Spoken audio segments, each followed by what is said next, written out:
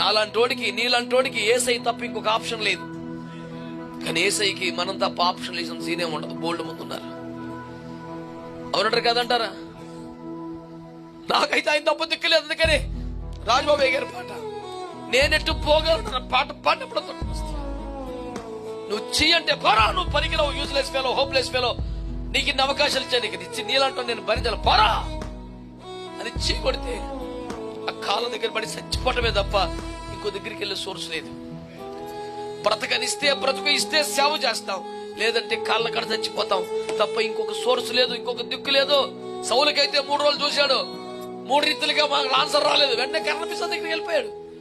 He had another source, but we don't have. ఆయన మాట్లాడకపోతే సరిపోవటమే, ఆయన విడిచిపెడితే అంతే, ముగింపే.